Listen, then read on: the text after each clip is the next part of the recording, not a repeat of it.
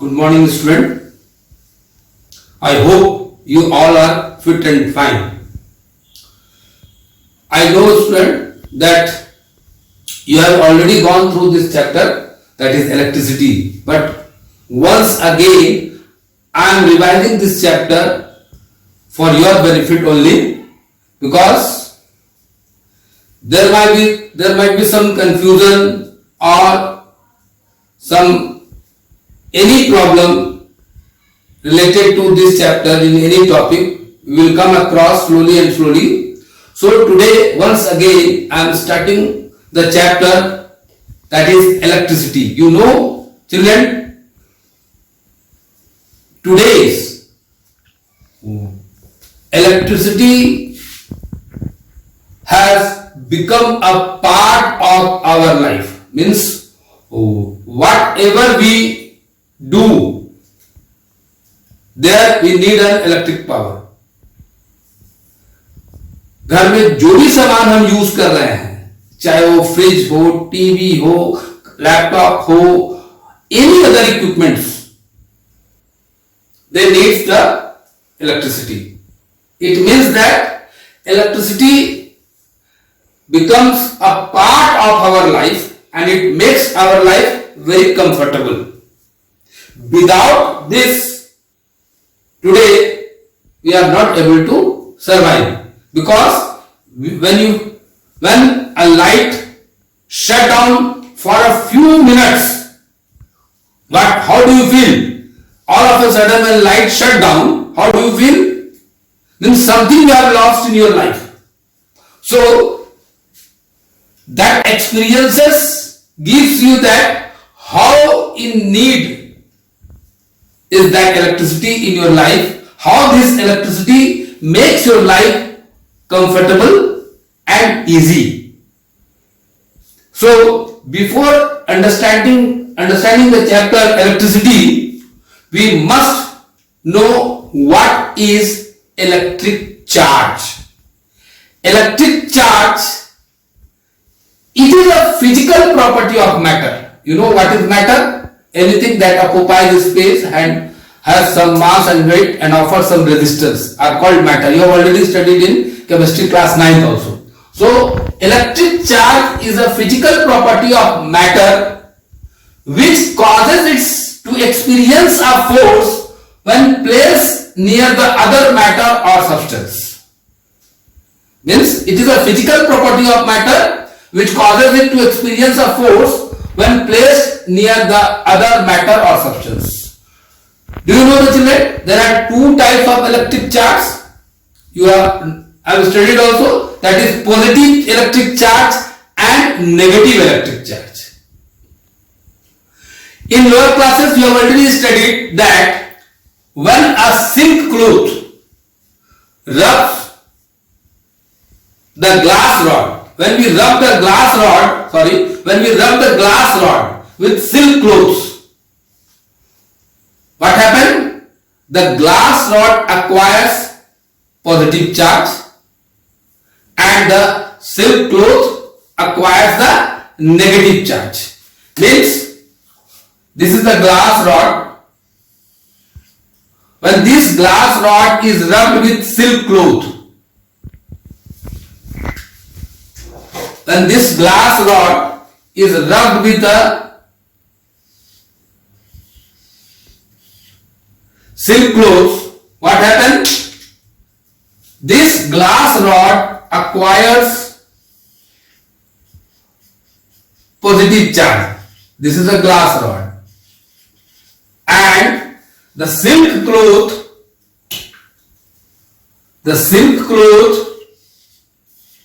will acquire negative charge. Now, you have already studied in lower classes during static electricity or electrostatics.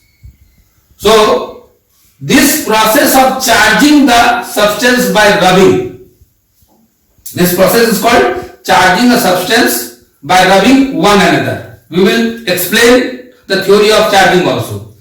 Now what happened? When these two are kept together, then they both will experience a force of attraction between them, and this force of attraction is called electric force. Now let us see how the charging by rubbing is done. What is the theory behind the charging a substance by rubbing? You know, student, all the matter is made up of the smallest particle called atom. In chemistry you have studied it. Now each atom has subatomic particles. Subatomic particles. That subatomic particles are protons, neutrons, and electrons. Proton, neutrons, and electrons. You know that this proton is positively charged particle, neutron has no charge, and electron is negatively charged particle. And at the center of the atom there exists a dense particle that is called nucleus. Nucleus of the atom. Now this nucleus of the atom consists of proton and neutron. This nucleus of an atom consists of proton and neutron. And the electrons, this negatively charged particle, they revolve around the circular orbit around this nucleus. As per you have studied about Bohr-Dewey scheme, as per that rule the electrons are arranged in the different orbits or in different orbitals.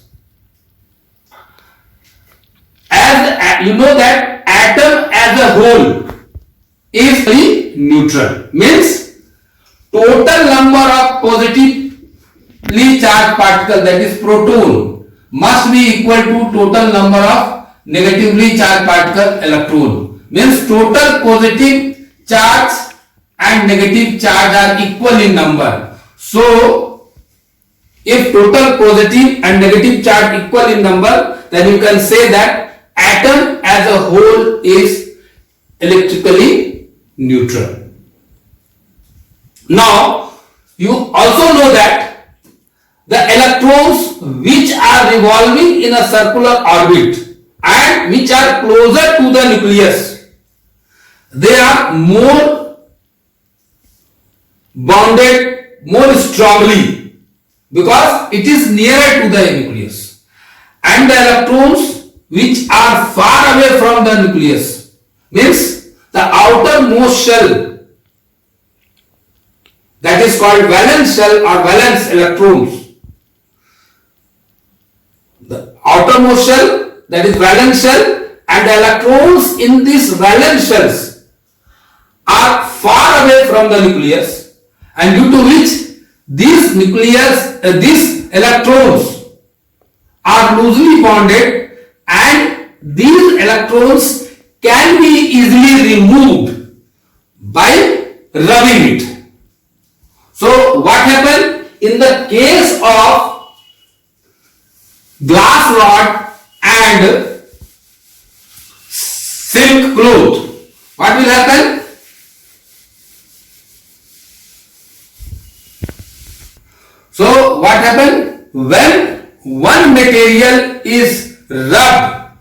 Suppose I am taking here glass rod and silk cloth. So when one material is rubbed with another material, then what happens? The electrons in the valence shell, means loosely bonded electrons, are removed away, and the substance which gains electrons, they acquire negative charge, and the substance which lose electron, they acquire positive charge. Why? The substance which gain electron acquires negative charge, and why the substance which lose electron acquires positive charge? I have already told that atom as a whole is neutral in nature. Neutral in nature means the total number of positive charge is equal to the total number of negative charge, means total positive and negative charge is equal. And you know that positive charge of the atom reside inside the nucleus of the atom.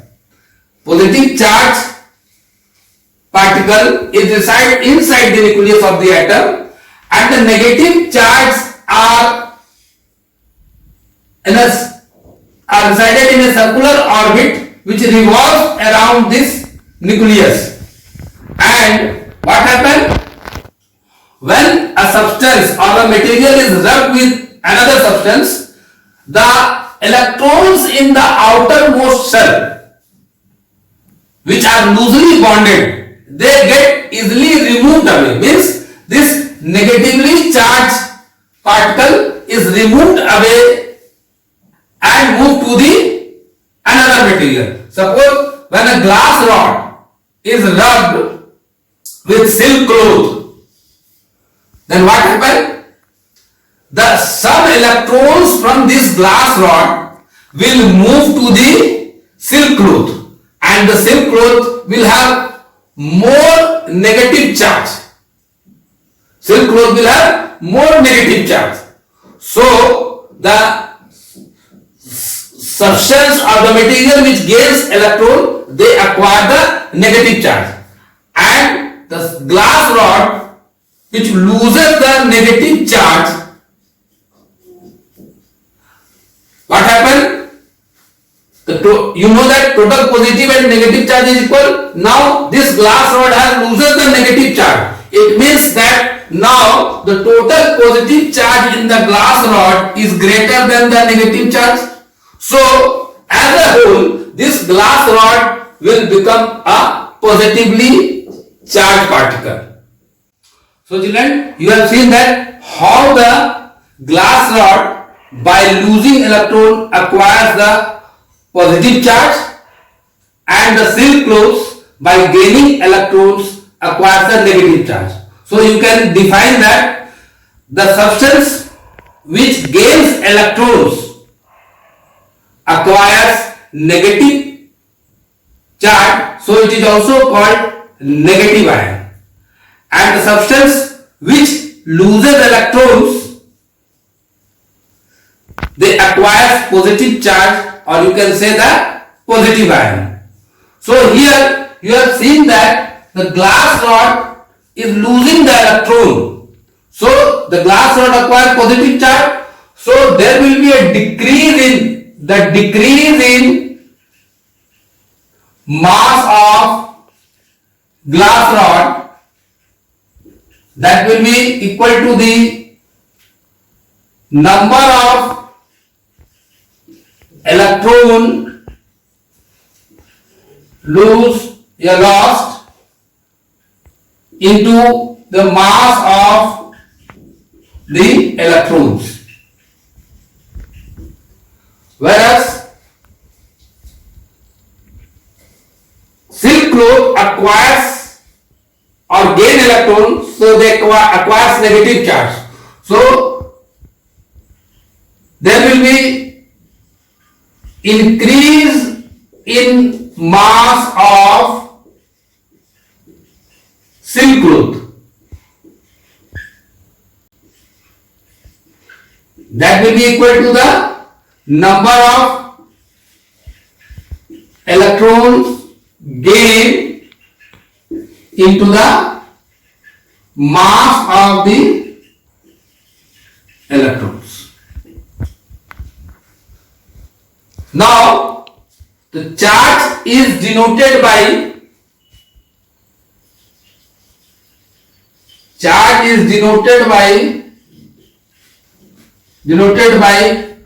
small q, or sometimes it is also denoted by capital Q. And the SI unit of charge is coulomb. SI unit of charge is coulomb, and it is denoted by capital C.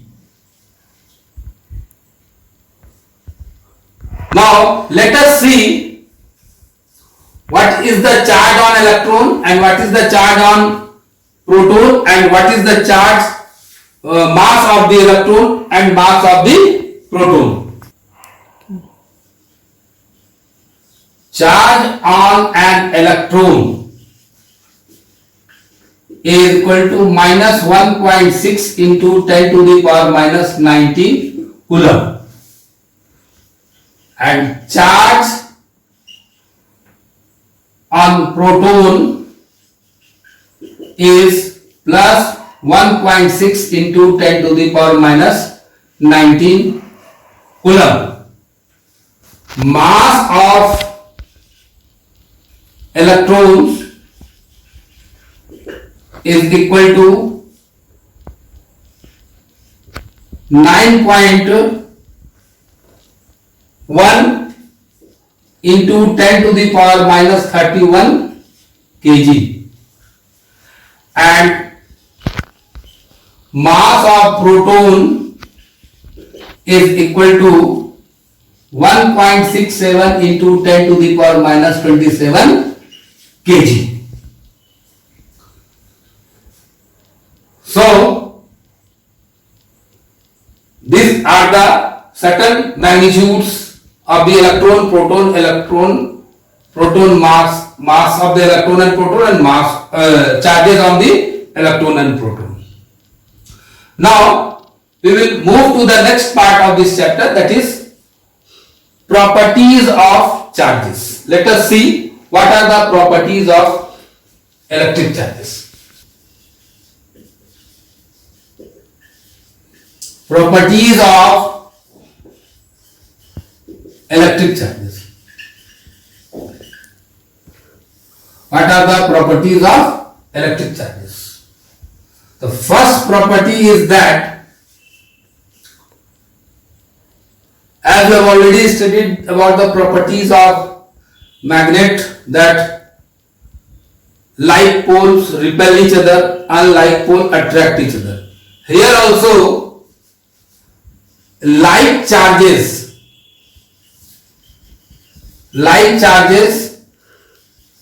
repel, means positive charge, here is positive charge, they will repel each other. Either negative charge, and here is also negative charge, they will repel each other. Whereas unlike charges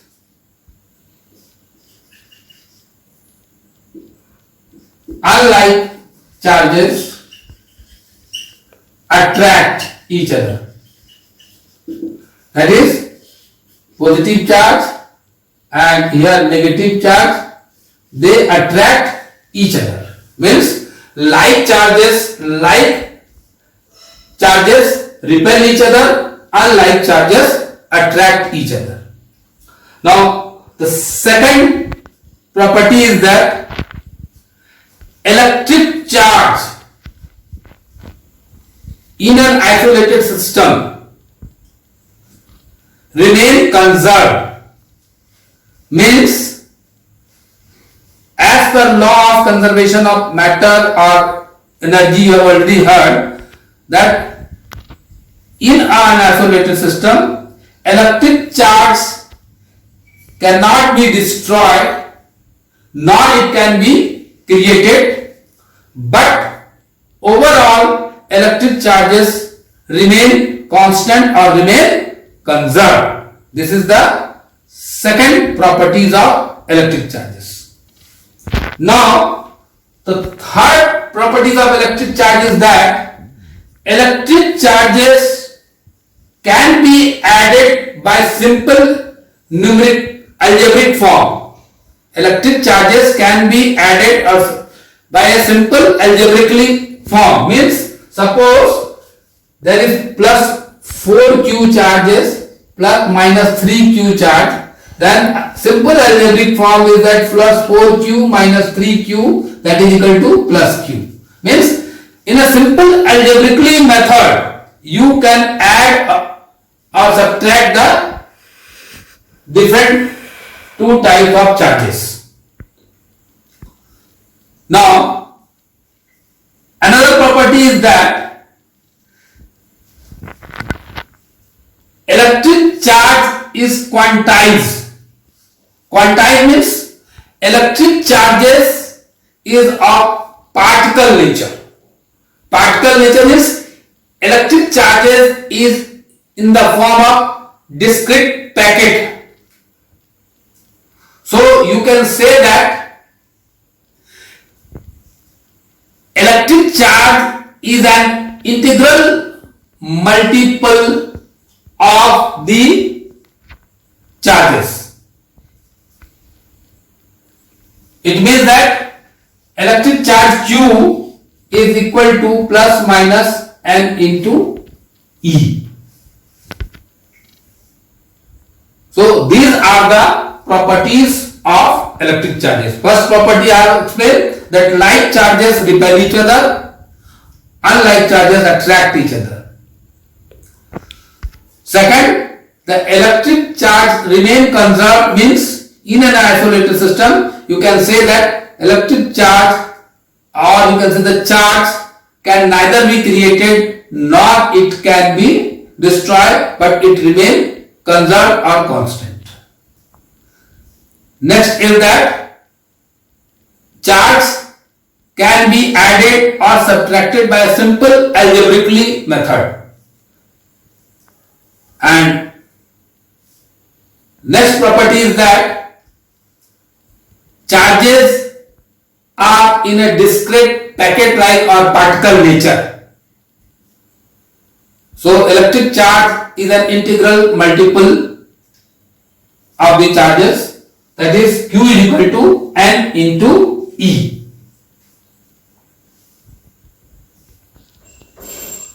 So as I have explained you that electric charge or charge is quantized or a discrete packet or particle nature, and on the basis of this property you can also say that any charged body or substance has total electric charge Q. If any charged body or substance has total electric charge Q, which is an integral multiple of charge on an electron, which is an integral multiple of charge on an electron, means Q is equal to N into E, where N is the number 1, 2, 3, 4 and so on, and E is the charge on electron, that is minus 1.6 into 10 to the power minus 19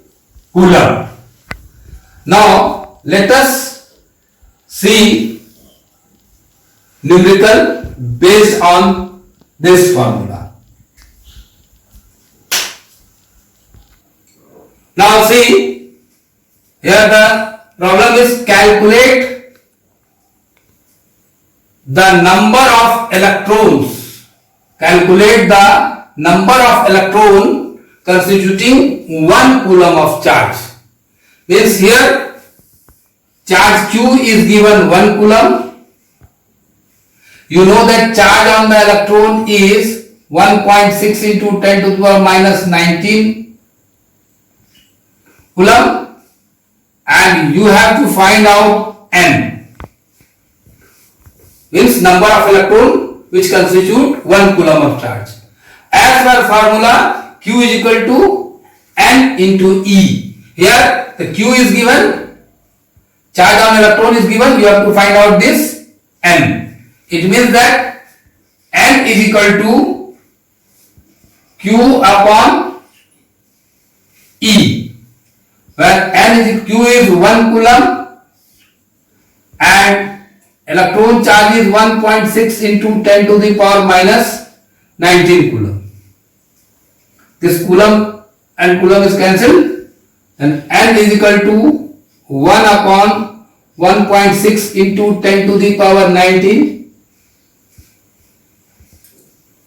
What you will do? You remove this point from here, you write 10 here. Then again you can write it here, 100 upon 16 into 10 to the power 18. You simplify this, 4 4 is 16, 4 25 is 100, again you simplify it, you will get 6.25 into 10 to the power 18 electrons constitute 1 coulomb of charges. So, how many electrons constitute 1 coulomb of charges? You can say that 6.25 into 10 to the power 18 electron constitutes 1 coulomb of charges. So, student, till here, I hope you are able to understand what is electric charge, what are the different types of charges, positive charge, negative charge, how these positive charge and negative charges are required, and what are the properties of the charges, and what numerical can be asked on the basis of this formula. Till here, you should go through the topic once again. If you have any confusion, you can again ask through your questionnaire period. Children, remain or stay at home, be safe, and always focus your interest towards the study. I hope we will meet you again in the next class. Till then, thank you. Have a nice day, children.